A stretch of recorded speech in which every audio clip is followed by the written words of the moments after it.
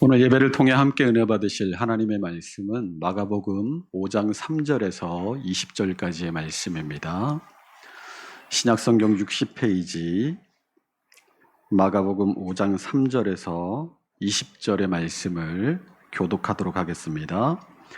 그 사람은 무덤 사이에 거처 하는데 이제는 아무도 그를 쇠사슬로도 맬 수 없게 되었으니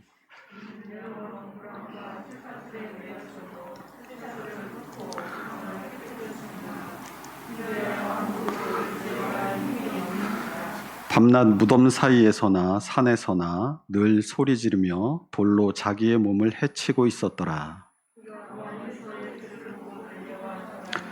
큰 소리로 부르짖어 이르되 지극히 높으신 하나님의 아들 예수여, 나와 당신이 무슨 상관이 있나이까? 원하건대 하나님 앞에 맹세하고 나를 괴롭히지 마옵소서 하니,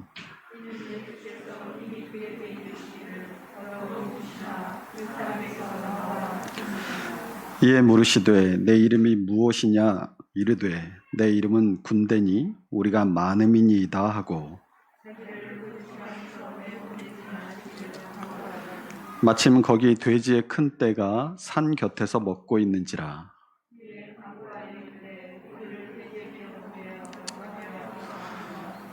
허락하신대 더러운 귀신이 나와서 돼지에게로 들어가매 거의 2,000마리 되는 떼가 바다를 향하여 비탈로 내리달아 바다에서 몰사하거늘,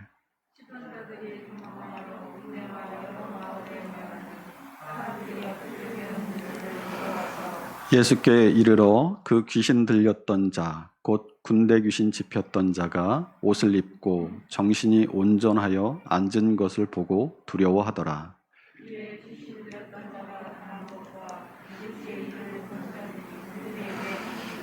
그들이 예수께 그 지방에서 떠나시기를 간구하더라.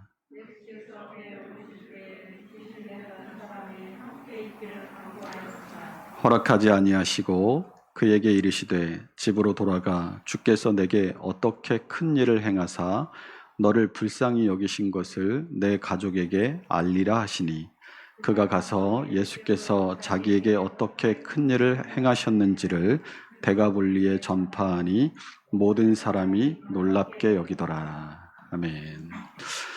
우리가 지난주 설교 제목을 따라서 예수를 만납시다라고 설교 전에 함께 인사를 했죠.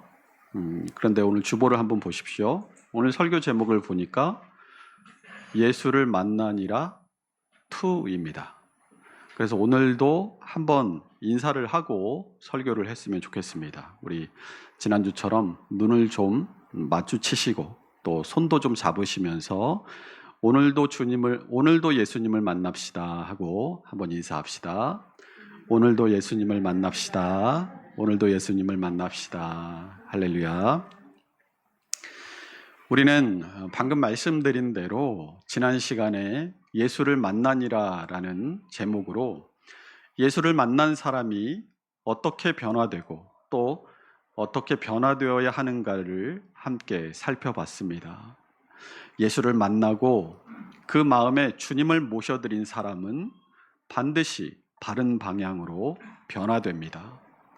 하나님의 구원의 계획을 따라 우리를 부르신 성령의 부르심은 하나님의 섭리 안에서 효과적인 부르심으로, 실패가 없는 부르심으로 우리를 부르시기 때문입니다. 그래서 우연이 아닌 필연의 결과, 또 하나님의 구원의 계획 안에서 우리를 불러주신 주님은 우리에게 부르심에 합당한 삶을 살 것을 요청하시는 것입니다. 에베소서 4장 1절에서 4절의 말씀을 통해서 우리가 지난주에 살펴본 것처럼 무슨 일에든 겸손과 온유로 하고 서로를 용납하되 오래 참음과 사랑으로 서로를 용납하며 평안에 매는 줄로 성령이 하나 되게 하신 것을 힘써 지키는 것이 주님의 부르심을 입은 사람의 마땅한 삶의 자세다라고 말씀을 나누었습니다. 오늘 본문은 지난 시간과 같은 제목으로 예수님을 만난 사람은 어떻게 변화되어야 하는가를 조금 더 구체적으로 함께 살펴보며 은혜를 나누기 원합니다. 지난 시간의 말씀을 통해서 우리는 예수님께서 이방 땅인 거라사 지방에 가신 이유가 무엇인지를 사마리아 여인의 사건을 통해서 알게 되었죠. 예수님은 주도적으로 거라사의 광인을 구원하시기 위해 그 땅에 가셨습니다. 우리가 지난 시간 본문인 마가복음 5장 2절을 보면 예수님께서 배에서 나오심에 곧 더러운 귀신 들린 사람이 무덤 사이에서 나와 예수를 만나니라 라고 기록하고 있습니다. 이어지는 마가복음 5장 3절에서 5절의 말씀을 보면 예수님을 만난 이 사람이 어떤 사람인지에 대해서 설명을 해주고 있습니다. 먼저 이 사람은 더러운 귀신이 들린 사람이라고 합니다. 또 그는 무덤 사이에서 살고 있었습니다. 또 귀신 들린 이 사람을 제어하기 위해서 여러 번 고랑과 쇠사슬로 구속했지만 매였어도 쇠사슬을 끊고 고랑을 깨뜨릴 만큼 더 이상 아무도 그를 제어할 수 없는 상태에 있음을 보여줍니다. 또한 그는 밤낮 무덤 사이에서나 산에서나 늘 소리를 지르며 돌로 자기의 몸을 해치는 행위를 하고 있었습니다.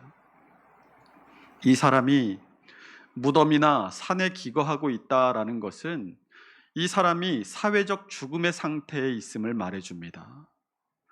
무덤은 산자가 가는 곳이 아닙니다. 산 사람은 다른 사람들과 함께 공동체를 이루며 살아갑니다. 그런데 살아있음에도 공동체 안에 있지 못하고 죽은 자들과 함께 무덤에 살고 있다는 것은 그가 육체적으로는 살아있지만 정신적으로 또 영적으로는 죽어 있는 상태임을 말해줍니다. 더러운 귀신에게 그 몸과 마음의 통제권을 완전히 빼앗긴 채 죽은 자와 다름없는 비참한 상태로 살아가고 있었다라는 것을 보여주는 것입니다.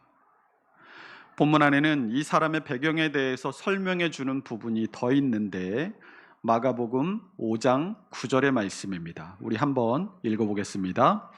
이에 물으시되 내 이름이 무엇이냐? 이르되 내 이름은 군대니 우리가 많음이니이다 하고, 이 사람에게 들어가 있는 귀신은 한 영이 아니었습니다. 여기서 군대라고 번역된 레기온이라는 말은 이 로마 군대의 단위에서 군단을 의미하는데 군사 6,000명으로 이루어진 부대를 레기온, 우리말로 군대라고 번역을 했습니다. 이 귀신 들린 사람 안에 들어가 있는 이 귀신의 정체가 무엇인지가 밝혀지자 누구도 이 사람을 제어할 수 없었던 이유가 함께 밝혀집니다. 귀신이 6천이나 들어있는데 누가 힘으로 그 사람을 제어할 수 있었겠습니까? 누가복음 11장에는 귀신에 대한 예수님의 다른 말씀이 기록되어 있습니다. 우리 누가복음 11장 24절에서 26절을 함께 읽습니다. 더러운 귀신이 사람에게서 나갔을 때에 물 없는 곳으로 다니며 쉬기를 구하되 얻지 못하고 이에 이르되 내가 나온 내 집으로 돌아가리라 하고 가서 보니 그 집이 청소되고 수리되었거늘 이에 가서 저보다 더 악한 귀신 7을 데리고 들어가서 거하니 그 사람의 나중 형편이 전보다 더 심하게 되느니라. 성경이 말하고 있는 사탄과 마귀와 귀신의 정체와 구분에 대해서 먼저 설명을 드리자면, 사탄은 대적자라는 뜻입니다. 그리고 사탄과 같은 의미로 쓰이고 있는 마귀는 역시 동일하게 회방자라는 뜻을 가지고 있습니다. 에스겔 28장 11절에서 19절을 보면 이 사탄의 정체에 대해서 아주 자세히 설명되어 있는데 우리는 에스겔 28장 14절과 15절 말씀을 함께 읽어보겠습니다.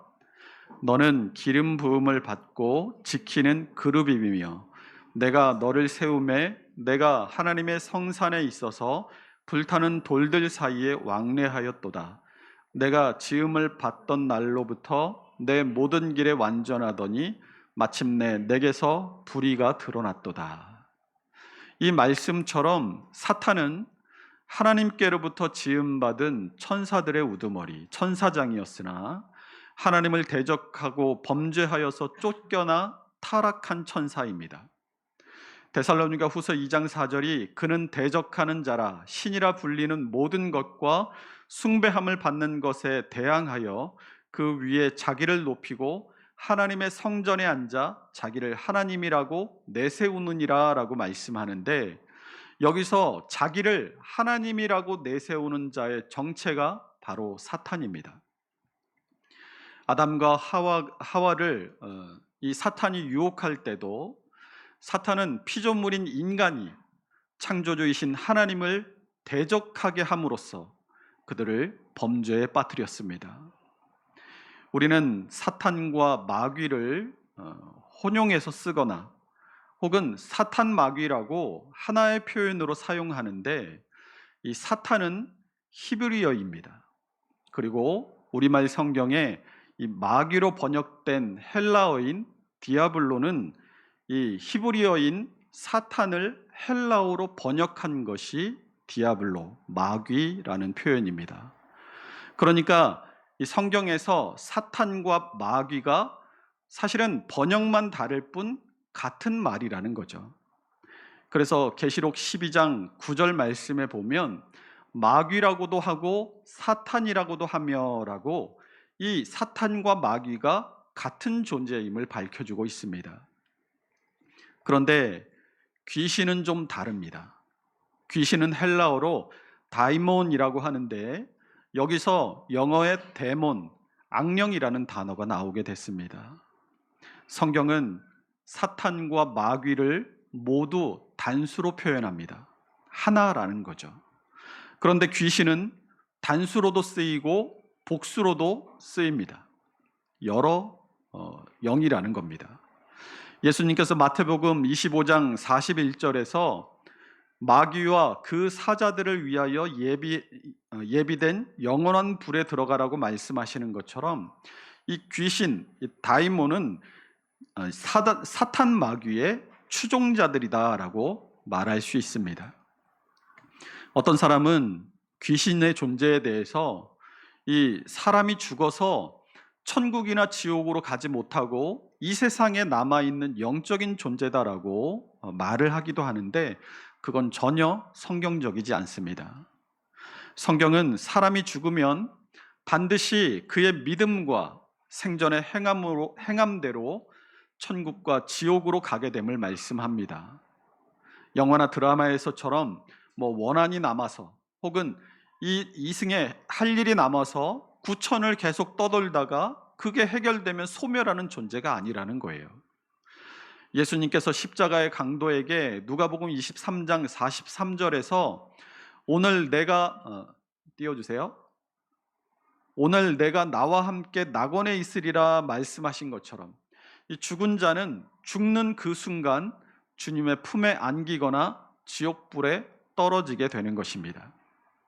그러니까 조금 전에 사탄을 타락한 천사장이라고 말하고 마태복음 25장 41절에서 마귀와 그 사자들이라는 표현을 통해서 볼 때 이 귀신의 정체는 타락한 천사장인 사탄을 추종해서 함께 타락한 천사의 무리라고 보는 것이 가장 성경적입니다.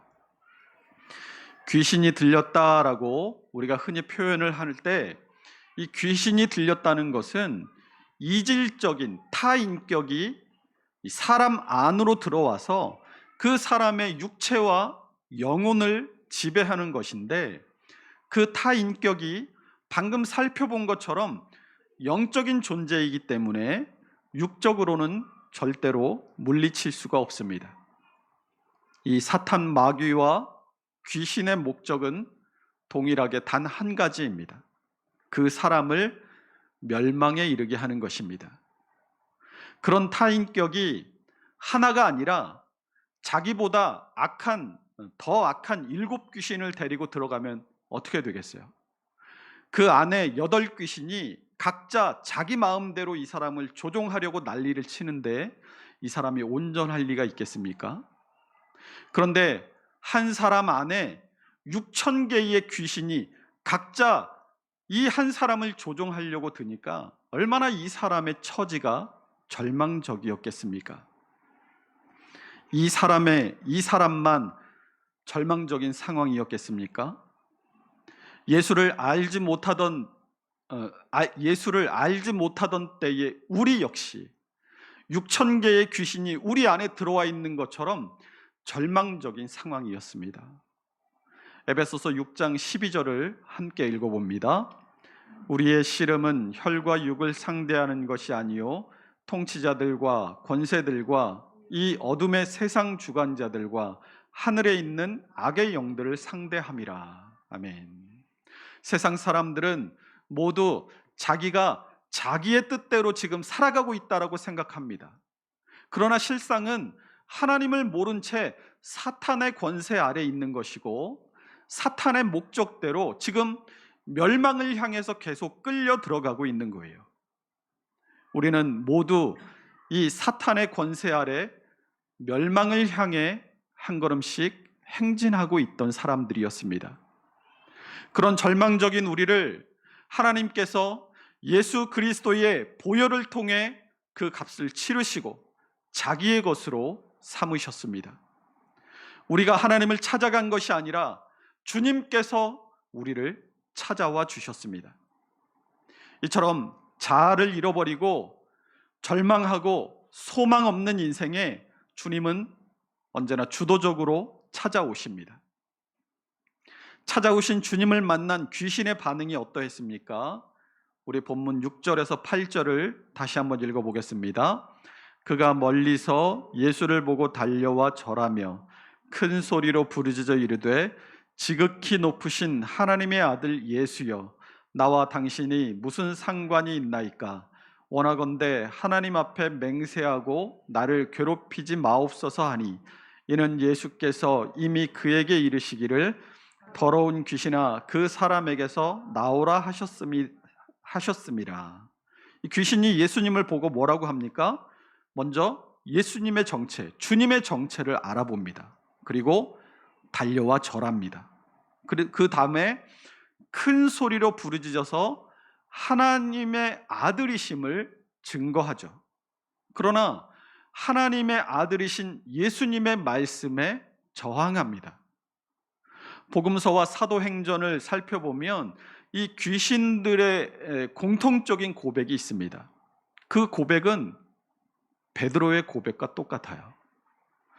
마태복음 16장 16절입니다. 시몬 베드로가 대답하여 이르되 주는 그리스도시요 살아계신 하나님의 아들이시니이다. 그리스도는 구원자라는 뜻이고 하나님의 아들이라는 말은 예수님께서 하나님과 동일한 영광을 가지신 하나님이심을 나타냅니다. 베드로가 주는 그리스도시요 살아계신 하나님의 아들이십니다 라고 고백했는데 오늘 귀신의 고백을 보세요. 지극히 높으신 하나님의 아들 예수여 라고 합니다. 마가복음 3장 11절도 띄워주세요. 네, 더러운 귀신들도 어느 때든지 예수를 보면 그 앞에 엎드려 부르짖어 이르되 당신은 하나님의 아들이니이다 하니 라고 합니다.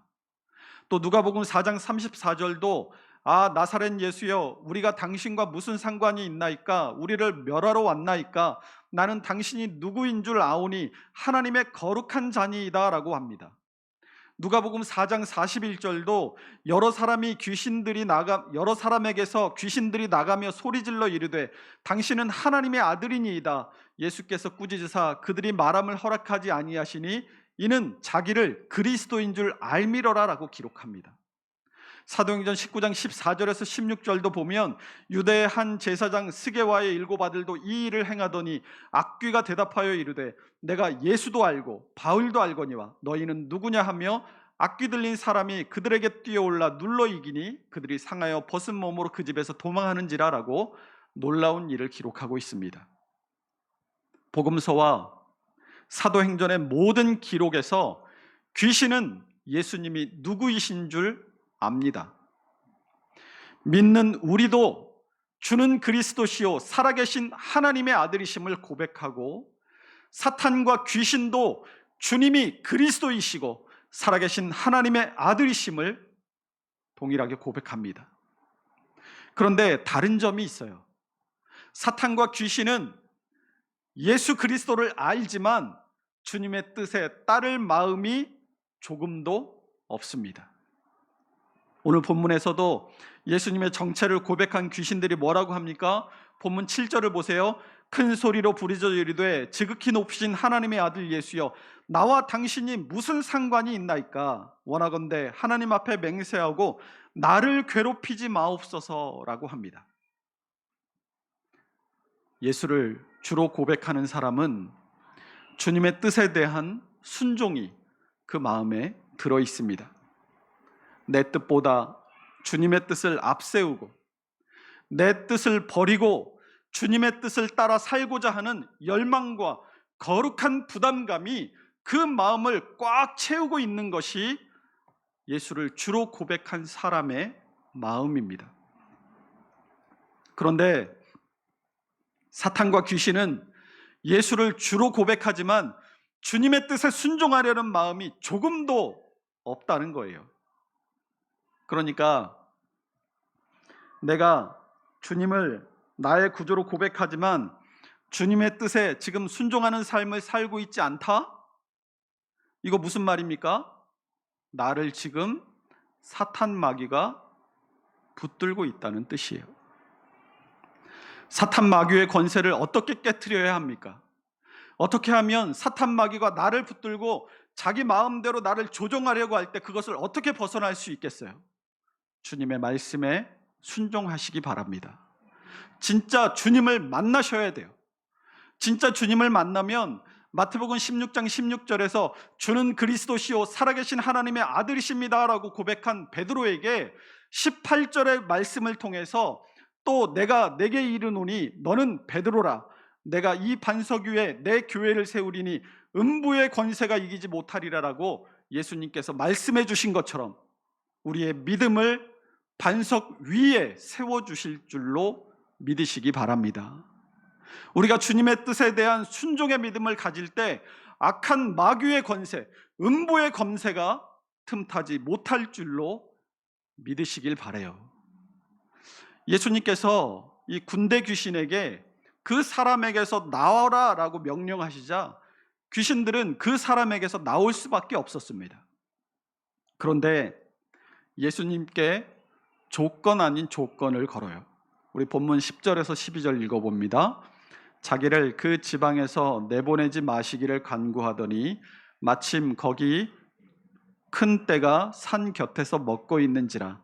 이에 간구하여 이르되 우리를 돼지에게 보내어 들어가게 하소서 하니, 이 귀신들의 간청에 대해서 예수님께서 어떻게 하십니까? 13절 보세요.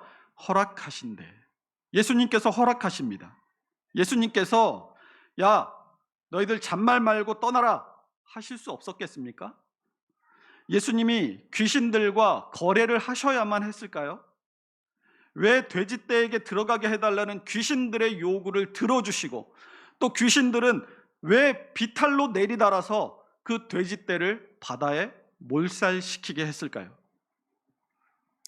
성경의 가장 중요한 주제 가운데 하나가 하나님 나라다라고 말씀을 드렸죠. 주님은 온 갈릴리를 다니시면서 하나님의 나라와 복음을 전하셨습니다.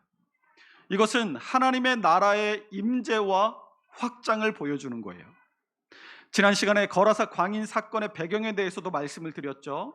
예수님께서 지금 오신 이 땅은 이방 땅이고 또 돼지떼가 있었다는 것은 영적으로 이곳이 하나님의 통치가 미치지 않는 곳이라는 의미입니다. 그런데 하나님의 통치가 미치지 않는 그곳에 예수님께서 찾아오셨어요. 그리고 거라사 광인 한 사람을 구원하시는 사건을 통해서 빛이 어두움에 비추이면 그 어두움이 물러가 버리듯이 이방 땅, 부정한 땅, 사탄 마귀의 권세가 강력히 역사하는 땅을 하나님의 나라로 변화시키시는 사건을 우리에게 보여주십니다. 그래서 사탄 마귀의 권세인 귀신이 이 부정한 돼지떼에게로 들어가서 무덤을 지나 바다에 빠져 죽는 것을 통해서 하나님의 나라가 임하면 사탄 마귀의 권세를 이기고 승리하여 하나님의 나라가 확장된다는 것을 보여주시고, 그 고장에 대한 사탄 마귀의 권세가 끝났음을, 그 더러움에서 해방되었음을 상징적으로 보여주신 사건이 돼지떼가 몰살한 사건인 것입니다. 15절 말씀을 보세요.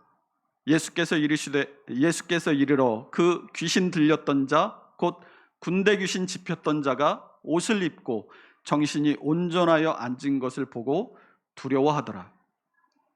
사탄 마귀의 권세가 물러가고 하나님의 나라가 임한 그 현장에 정신이 온전하여진 사람이 앉아 있습니다. 이 사람은 18절에 보니까 예수님께서 배에 오르실 때 함께 있기를 간구합니다. 믿음은 광신이 아니에요. 자기의 온전한 정신이 아닌 상태로 믿음을 고백하는 것이 아니라는 거예요.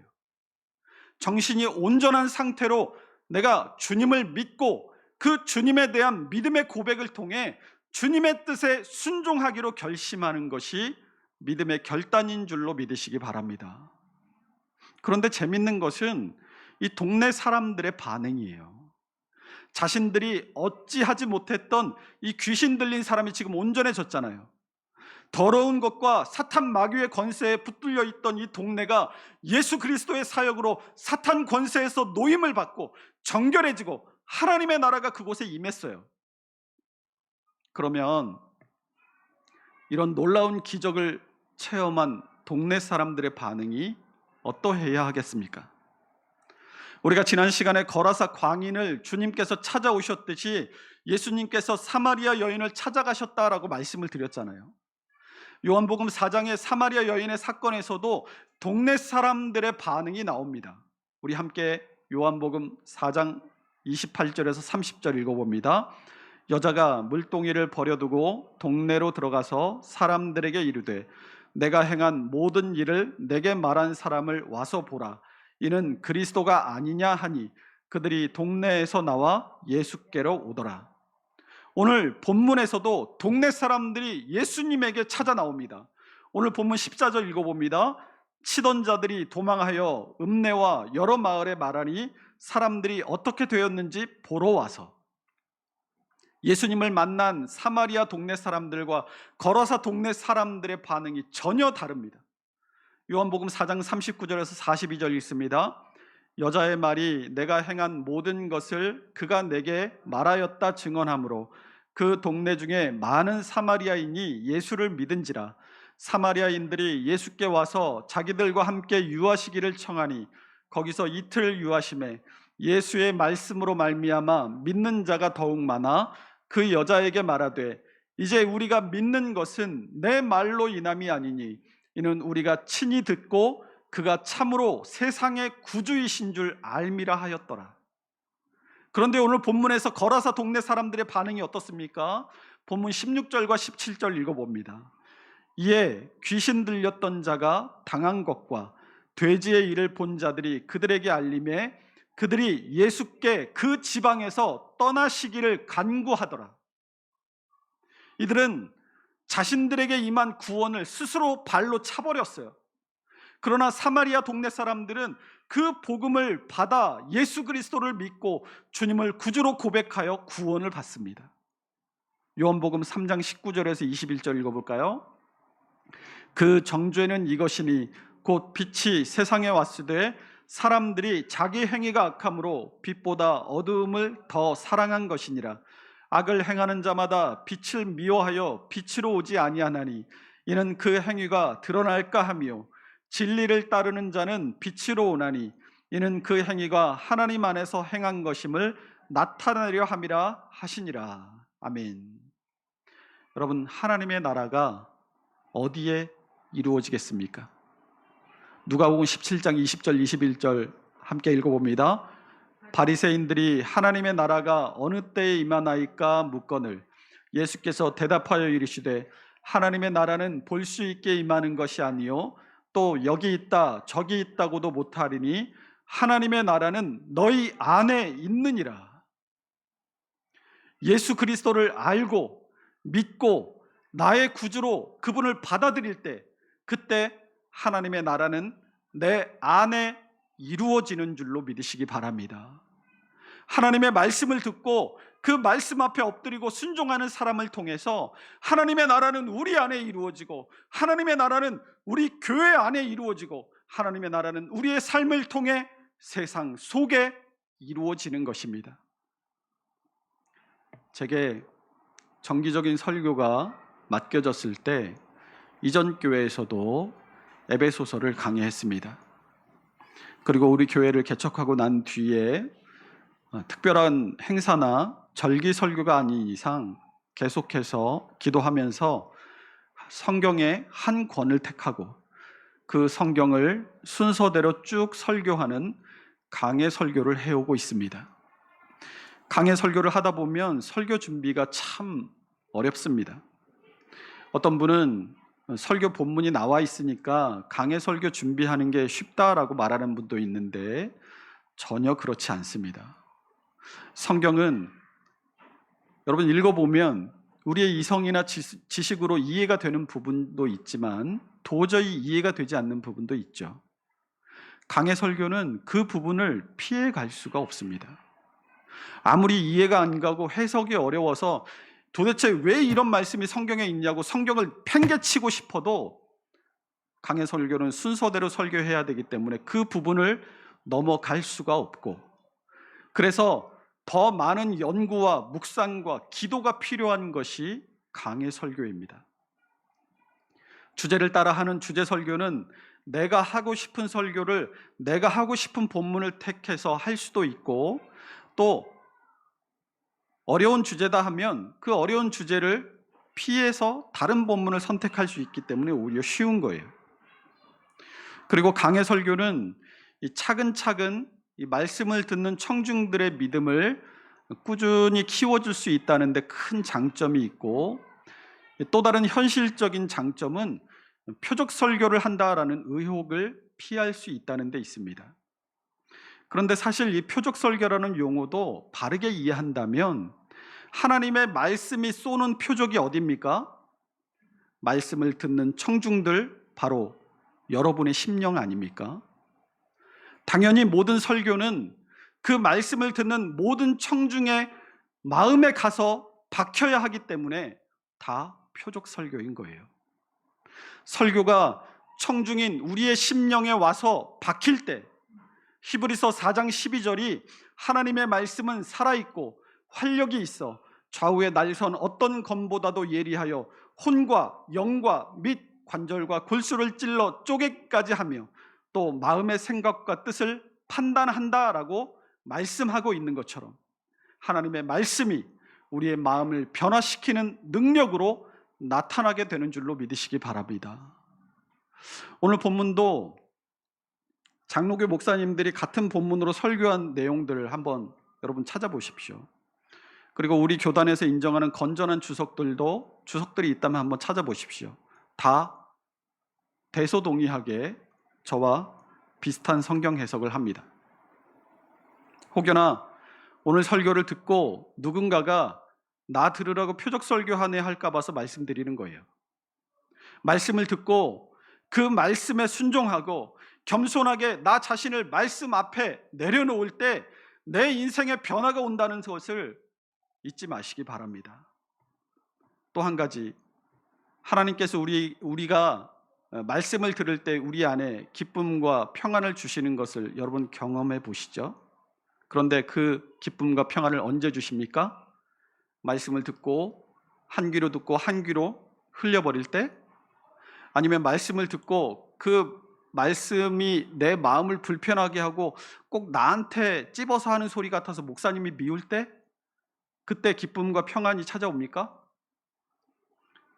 들은 말씀을 나에게 주신 말씀으로 받아 마음에 새기고 하나님의 말씀대로 내가 이 말씀대로 한번 살아봐야지 하고 결심할 때, 그때 성령께서 우리의 마음에 기쁨과 평안을 부어주십니다. 우리 요한복음 14장 26절 27절을 함께 읽어보겠습니다. 보혜사 곧 아버지께서 내 이름으로 보내실 성령 그가 너희에게 모든 것을 가르치시고 내가 너희에게 말한 모든 것을 생각나게 하리라.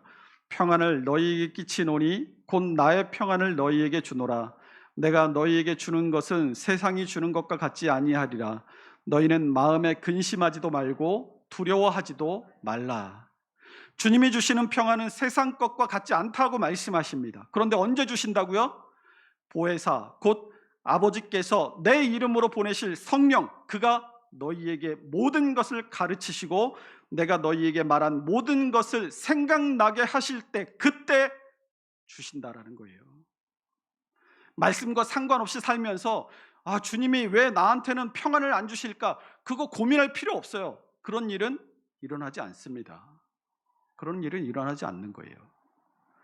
말씀을 듣고 들은 그 말씀대로 살려고 결심하고 그 결심대로 내가 실제로 말씀에 순종하여 살아갈 때 성령께서 우리 안에 기쁨과 평안을 주세요. 성령께서 주시는 기쁨과 평안을 누리며 살아가기를 소원하십니까? 말씀 앞에 순종하십시오.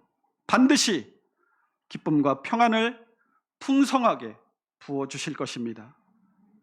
사마리아 동네 사람들과 거라사 동네 사람 중에 여러분 어떤 편에 있는 사람이고 어떤 편에 서기를 원하십니까?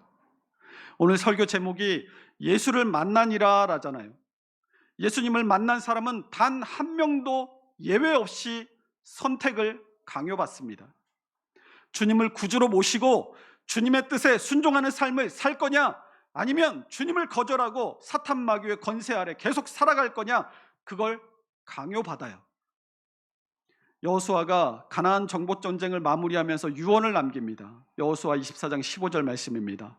만일 여호와를 섬기는 것이 너희에게 좋지 않게 보이거든 너희 조상들이 강 저쪽에서 섬기던 신이든지 또는 너희가 거주하는 땅에 있는 아모리 족속의 신이든지 너희는 섬길 자를 오늘 택하라. 오직 나와 내 집은 여호와를 섬기겠노라 하니. 여호수아는 알았습니다. 하나님을 섬기지 않으면 하나님의 대적을 섬기는 일이라는 것을 알았던 거예요.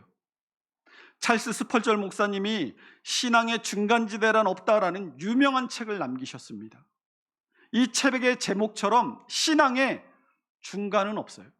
신앙의 중간지대란 없습니다. 우리가 중간에 서서 이쪽에 한 발 저쪽에 한 발 담궈 놓을 수 있는 중간지대란 없는 거예요. 분명한 선택만이 우리에게 있습니다. 주님을 구주로 인정하고 그분의 뜻에 따를 것인지, 아니면 사탄 마귀의 권세 아래 영원한 멸망의 길을 갈 것인지. 우리의 마음 가운데 주님을 나의 구주로 인정하는 믿음이 있다면, 주님의 뜻에 온전히 따를 것을 결심하고 우리의 삶을 통해서 주님의 뜻을 온전히 드러내며 우리를 부르신 그 부르심에 합당한 삶을 살아감으로써 하나님께 온전한 영광을 돌리는 우리 모두가 될 수 있으시기를 주님의 이름으로 축원합니다. 기도하겠습니다.